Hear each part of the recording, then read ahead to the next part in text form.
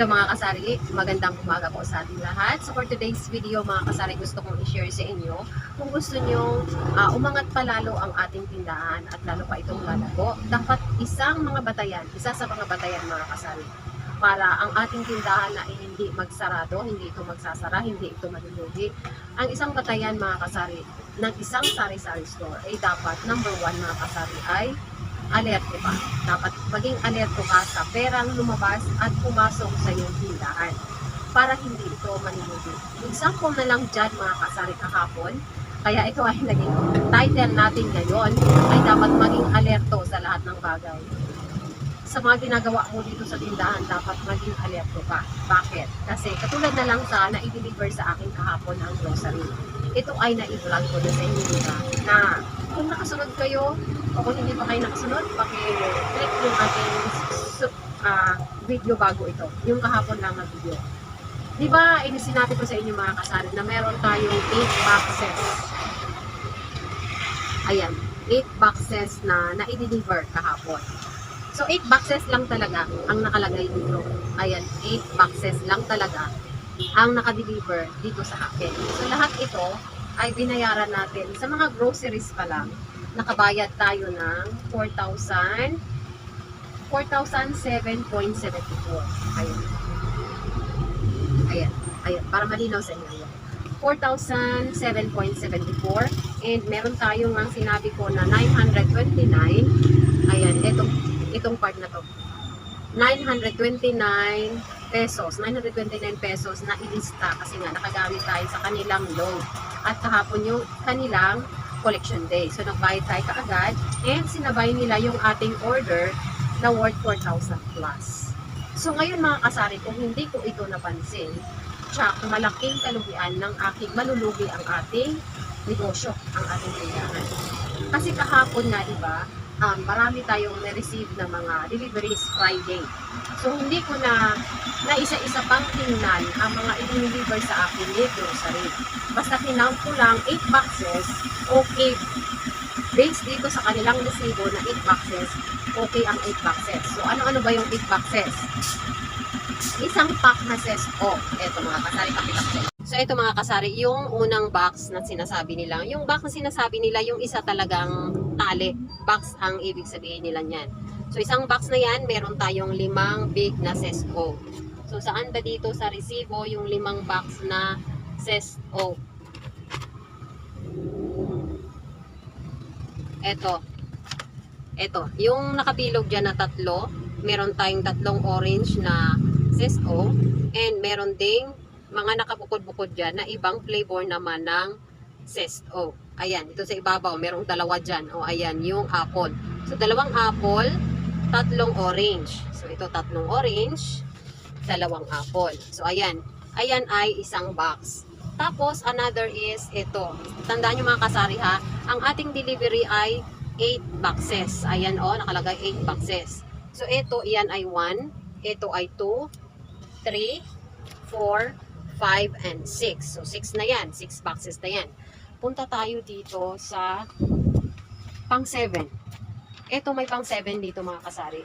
Yung 10 liters na mineral. Ayan, Nature Spring. 10 liters isang box. So, isang box, so 7 na yan. 7. Pang 8 itong Nature Spring na 500 ml. So, hanapin natin yan dito sa resibo nila. Yung sinasabi nilang ito, Nature Spring. Ayan o. Nature Spring. Ayan siya.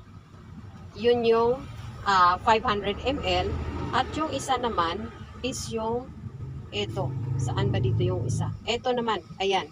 213.80. 10 liters na isang box din na 2 ang laman ng Nature Spring na 10 liters. So, ilan na tayo? Nakaka 8 boxes na tayo, which is tama, nakalagay sa kanilang resibo is, ayan, 8 boxes.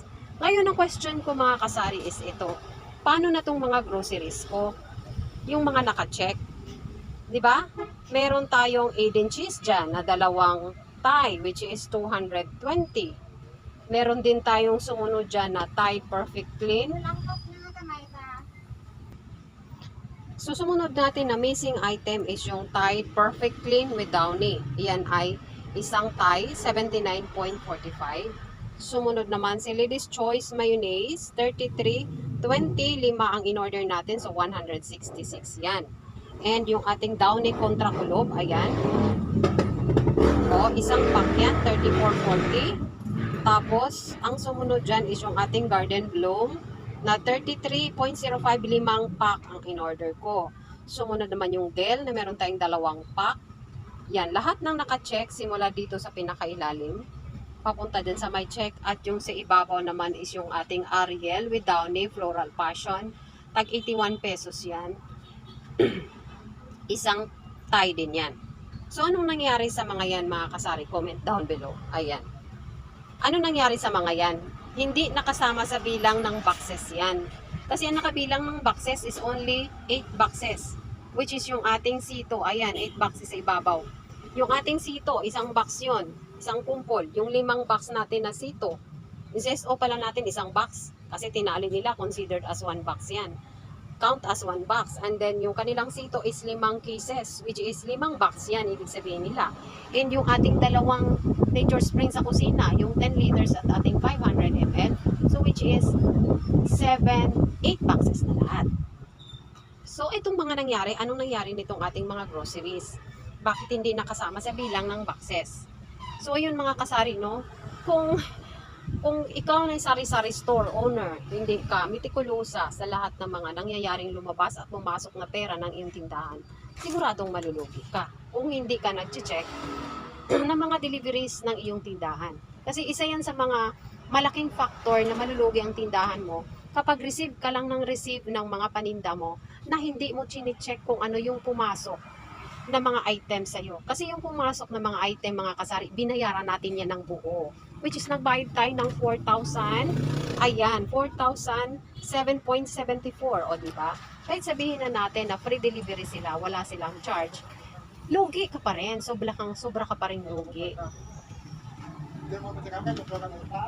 So, ayan, diba mga kasari, luging-lugi ka pa rin kahit sabihin nilang free delivery ang kanilang mga items papunta dito sa ating tindahan. Kasi sobrang dami ng missing items na na-deliver sa'yo. Ngayon, hindi naman kasalanan ni shipper yon kasi nagbe-base lang siya sa 8 boxes kung ano yung nakalagay sa resibo. Which is tama naman, 8 boxes talaga. So, ang nagiging problema doon is nandun yung nagkakaroon doon ng problema sa gumawa ng resibo, yung nagpiprint. Kasi bakit nilagay lang niya ng 8 lang? Eh, yung mga ibang mga groceries at sa nagpapak na rin, siguro. Yun ang problema, sa nagpapak. Kasi dineclare lang niya na 8 boxes lang ang napak niya. So natural, yung gumawa ng resibo, 8 lang din ang gagawin niya. Pero yung mga groceries, hindi niya na-count. Yun ang hindi natin alam kung saan napunta yung isang box.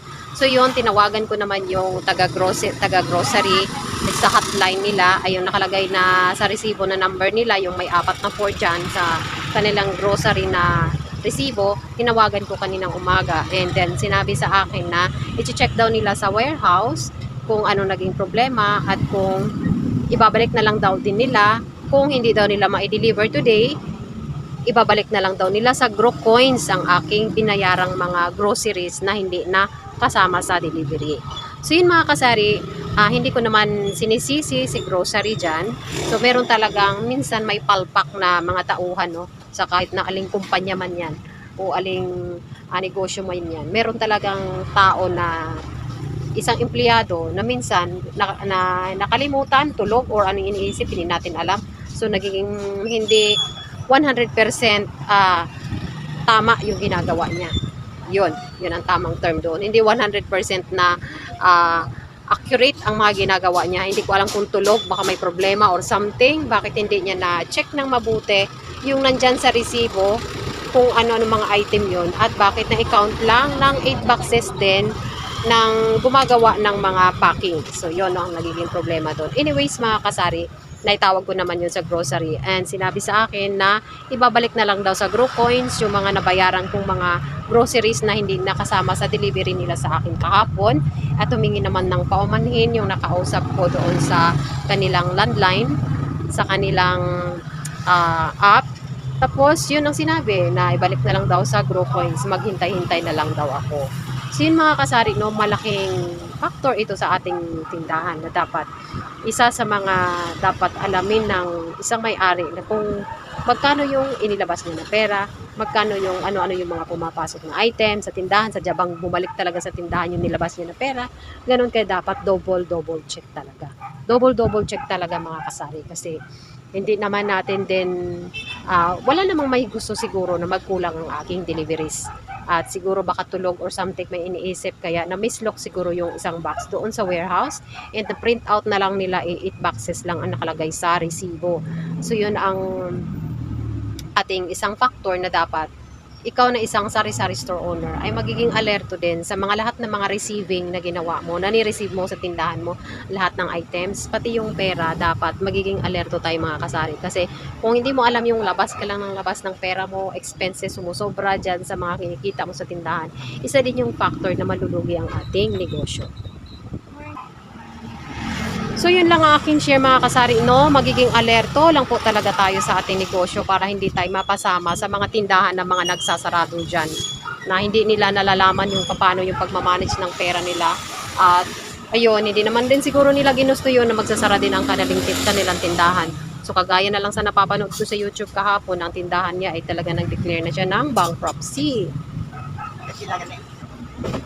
So yun lang guys, ang share ko ngayong araw, no, magiging, alam nyo na, dapat magiging, lagi kong sinasabi yan dito sa aking channel, na dapat maging alerto tayo para hindi magsarado ang ating munting negosyo. Thank you so much guys for watching and see you again sa aking susunod na mga videos. Bye!